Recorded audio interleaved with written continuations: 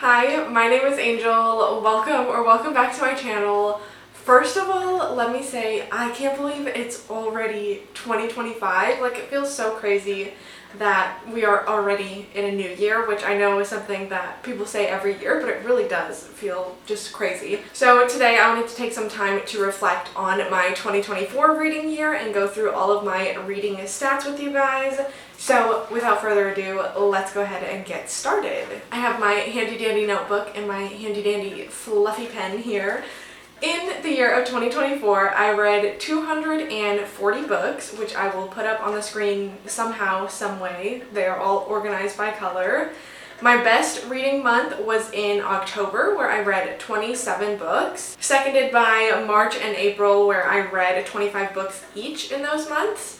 And then I don't want to say worst, but like the lowest amount of books that I read in a month was in December when I read 12 books. So 240 books equals out to 71,868 pages for me personally. This is different from the number that it has on my Goodreads, and this is the number that I got from my actual book spreadsheet, which I feel like I trust a little bit more because most of the time on there I try to actually physically open the book and get to the very last page, and without acknowledgements and any extras that are in there, because I know Goodreads, their page count takes in everything.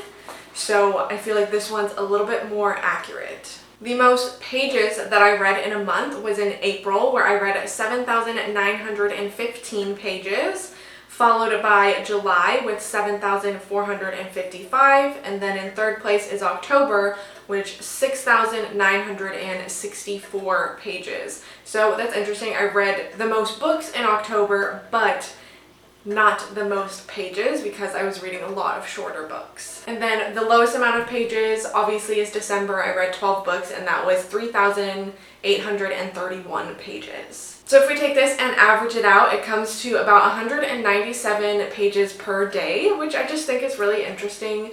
Obviously, that's not exactly how I read. Some days I don't read at all. Some days I read 400 plus pages. So it really depends, but I feel like that could be a fun experiment if I try to read 197 pages every day and see if I'm still reading the same amount as I would be normally, but I'm not really sure how I would measure that. So moving into audiobooks, this I meant to say as far as like the pages go, this is also counting pages of books that I listen to on audio because I just put the physical number of pages in, but some of them I did tandem reads, some of them were only audiobooks. So the pages aren't going to be entirely accurate, but that's okay.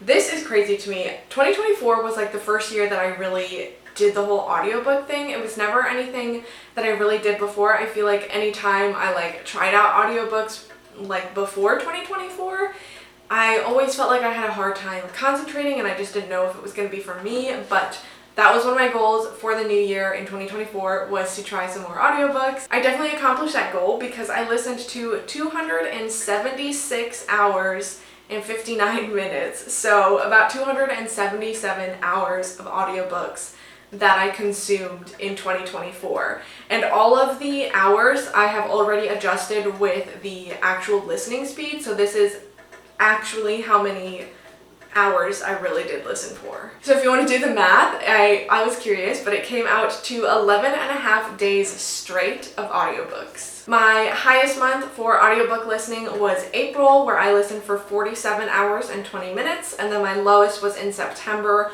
where I listened for 12 hours and 7 minutes. Moving on to authors, I read from 195 different authors in 2024, and 135 of those were new to me, which is crazy because I wouldn't think that that number would be so high, but that's really, really good. Out of all the books I read, 125 of those books were by female authors, 105 were by male authors, 7 books were by non-binary authors, and then 3 of those books were collaborations or some sort of book where there's various authors, so like an anthology, for example. My most read authors for 2024 were Stephen Graham Jones and Rachel Harrison. I read 4 books from each of them and really did enjoy most of them. They are both authors that I have a very positive opinion in my mind, so I'm very happy to have those 2 as my top authors for the year. The camera might die, but we're just gonna keep going anyways. We're going to talk about genres now. It is no surprise to anybody that my top genre in 2024 was horror. I read 136 horror books. My second top genre, which probably won't be a surprise again, is thriller and mystery. I had 32 of those. And then my third top genre, it was kind of close with something else, but it actually was sci-fi. I read 17 sci-fi books in 2024. I wish it was a little bit higher than that, but I'm still really happy to have it in my top 3 genres because it is something that I am trying to explore more. I just feel like, I don't know, I don't pick up sci-fi that much, but I know that I like sci-fi. As far as everything else, I read 16 romance books in 2024, which I think is pretty good because I'm not a very big romance reader, but to read 16 and still come away with 2 5-stars, I think was pretty good. I read 12 general fiction books, 8 fantasy books, 6 nonfiction, but technically it's 8 because there were 6 general nonfiction and then 1 memoir and 1 metaphysical book, so they're all kind of in the same category. Then I had 3 mystery, like pure mystery, not any sort of thriller aspects to it, 3 dystopian, 2 classic books, 2 literary fictions, and 1 graphic novel. I think this is interesting. I think I definitely want to read more literary fiction in 2024. I know I've talked about it a few times, but literary fiction is not a genre that I read a lot, but every time I do read it, I really enjoy it, and I feel like I always come away with a positive view of the books that I do read in this genre, so I do want to pick some more literary fiction up in 2024. If you have any recommendations, let me know your favorite literary fiction in the comments. Another fun thing that I kept track of in 2024 was actually my subgenres. This was a big reason, like, why I did my subgenres series on my channel and why I wanted to track everything, but my top subgenre was actually short story collections. I read 12 short story collections in 2024, and I feel like that checks out because I know for a while I was just feeling very burnt out on short story collections and I didn't want to pick any of them up, so I was giving myself a break from that. I will probably pick up a few in 2024, but I definitely don't want to read like so many of them because it's just, sometimes I feel like it's kind of exhausting to read a short story collection. Not that I don't enjoy them, but there's always going to be those stories that you really, really love, and then when you get to the ones that you really, really don't love, it just kind of, I feel like, drags the mood down. In second place for subgenres, this is a tie. I had 9 haunted house books and 9 books that were a crime subgenre. And then number 3 is a tie as well. I had 8 that were psychological and 8 that were apocalyptic. The next chart tracks if my reads were part of series. I don't read a lot of series, so it's no surprise that 208 of the books that I read were standalone books, 29 were part of series, and then 3 were companion novels, so not necessarily a part of a series, but maybe takes place in the same world as something else and kind of has overlapping characters, but you don't have to read them all together. Okay, moving on, we're gonna see if I actually enjoyed the books that I read in 2024. So getting into my ratings, I had 26 5-star books, 63 4-star books, 47 3-star books, 12 2-stars, and 2 1-star books. So everything else is somewhere in between those. I didn't want to have to go through everything 4.5 stars and 3.5 stars and 2.5 stars. But as far as like the main ratings that aren't half stars, that's where everything falls. I also have 4 rereads, and then Horror Movie by Paul Tremblay I read twice this year. So anything that was a reread I didn't put in a rating for. I just kind of left it blank in my spreadsheet, so those won't show up here. And then I also had 6 books that I didn't give a rating to. My average rating for the whole year came out to 3.6.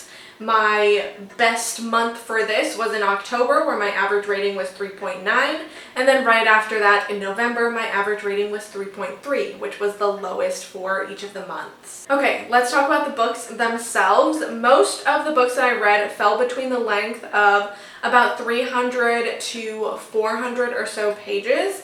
My top bracket for that, I guess, was 300 to 350 pages with 62 reads falling in that category. Seconded by 350 to 400, where I had 43 books in that category. So my average page length comes out to about 303 pages per book, which I feel like makes a lot of sense.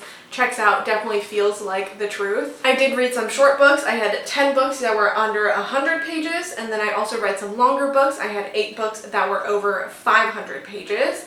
The shortest book that I read was, I think it's called What We Did While You Were Gone. It is the short story prequel to Wilder Girls by Rory Power. That one's only 26 pages. And then the longest book that I read is Swan Song by Robert McCammon, coming in at 929 pages. As far as how I actually read these books, most of my reads were physical. I had 62 books that were hardcover, 54 that were paperback, but I also consumed a lot of ebooks. I had 59 pure ebooks. And then I had 42 books that I listened to only via audio, which I thought was interesting. And then 23 books that were tandem reads, so physically and with the audio or physically and with an ebook. Publication year, I've been reading a lot of very recent things, it seems. So my top year as far as books when they were published and what I read 69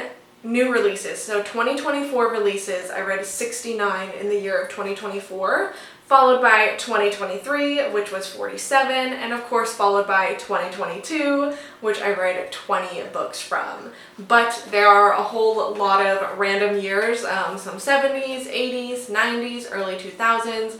The oldest book that I read was from 1818, which I believe was Frankenstein.